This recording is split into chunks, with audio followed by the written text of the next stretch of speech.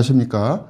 맥체인 성경 읽기 창세기 27장, 마태복음 26장, 에스더 3장, 사도행전 26장입니다. 첫 번째 창세기 27장, 본문 이해에 도움이 되는 배경과 맥락을 소개합니다. 창세기 27장은 이삭이 아들 에서에게 축복을 주려 하자 리브가와 야곱이 이를 속이고 축복을 가로채는 사건을 기록합니다. 이삭은 내 아들아 가까이 와서 라는 말로 야곱에게 축복을 주었지만 이는 하나님의 주권적 계획에 따라 야곱이 언약의 계승자가 되는 과정을 보여줍니다. 그러나 이 과정에서 인간의 속임수와 가족 간의 갈등이 드러나며 에서의 분노와 야곱의 도피로 이어집니다. 이 장은 하나님의 계획이 인간의 불완전함 속에서도 이루어짐을 보여줍니다. 본문의 중요 구절을 소개합니다. 창세기 27장 29절, 만민이 너를 섬기고 열국이 내게 굴복하리니 내가 형제들의 주가 되고 내 어머니의 아들들이 내게 굴복하며 너를 저주하는 자는 저주를 받고 너를 축복하는 자는 복을 받기를 원하노라. 본문을 적용하는 데 도움이 되는 가이드라인입니다. 우리는 하나님의 계획이 우리의 불완전함 속에서도 이루어질 수 있음을 신뢰해야 합니다.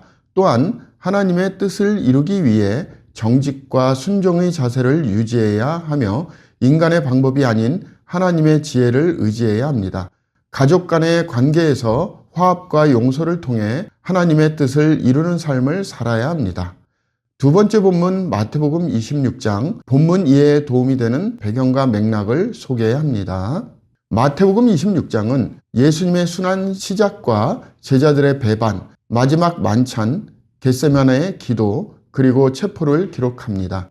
예수님은 내가 십자가에 못 박히기 위하여 팔리리라 하고 말씀하시며 자신의 죽음을 예고하셨고 제자들에게 떡과 잔을 나누시며 새 언약을 선포하셨습니다.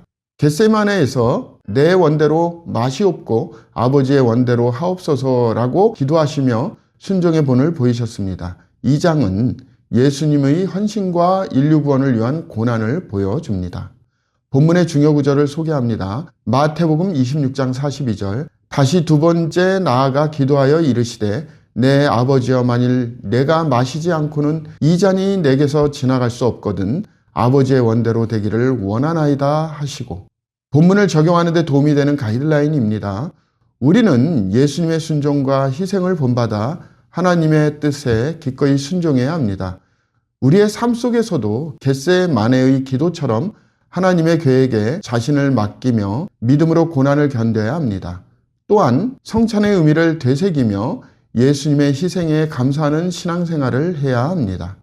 세 번째, 에스더 3장, 본문 이해에 도움이 되는 배경과 맥락을 소개합니다. 에스더 3장은 하만이 아하수에로 왕의 총애를 받아 높은 지위에 오르고 모르드게의 거절로 인해 유다인을 멸하려는 음모를 꾸미는 내용을 기록합니다. 하만은 모든 신하가 자신에게 절하는 가운데 모르드게가 이를 거부하자 모르드게의 민족인 유다인을 몰살시키는 계획을 세웁니다. 하만은 아하수에로 왕에게 유다인이 왕의 법을 따르지 않으며 이를 방치하면 왕국에 해가 될 것이라고 설득하고 유다인을 진멸하도록 칙령을 내립니다. 하만의 이 계획은 유다 민족 전체를 향한 위협이었으며 이스라엘 백성이 하나님의 섭리로 보호받는 과정을 예고합니다.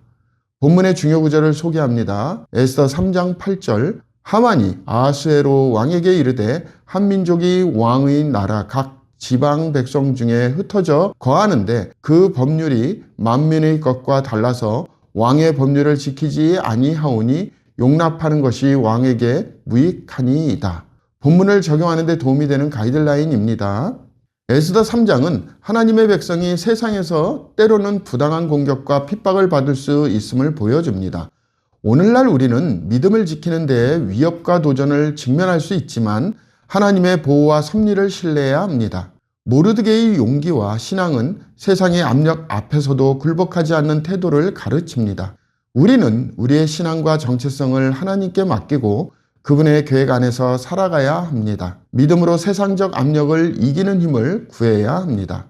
마지막 사도행전 26장 본문 이해에 도움이 되는 배경과 맥락을 소개합니다. 사도행전 26장은 바울이 아그리빠 왕 앞에서 자신의 회심과 소명을 증언하며 복음을 전하는 장면을 기록합니다. 그는 다메섹 도상에서 내가 핍박하는 예수라 라는 음성을 들은 후 이방인들에게 복음을 전하라는 부르심을 받았다고 말합니다.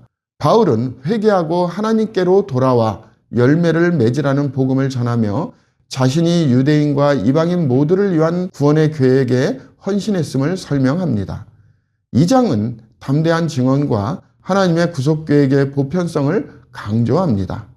본문의 중요 구절을 소개합니다. 사도행전 26장 18절 그 눈을 뜨게 하여 어둠에서 빛으로 사단의 권세에서 하나님께로 돌아오게 하고 죄 사함과 나를 믿어 거룩하게 된 무리 가운데 기업을 얻게 하리라 하더이다.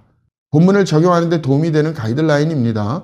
우리는 바울처럼 복음을 전하는 데 헌신하며 하나님의 구속 계획을 증언해야 합니다. 우리의 삶 속에서 예수님을 만난 체험을 간증하며 어둠에 있는 사람들을 빛으로 인도하는 역할을 해야 합니다.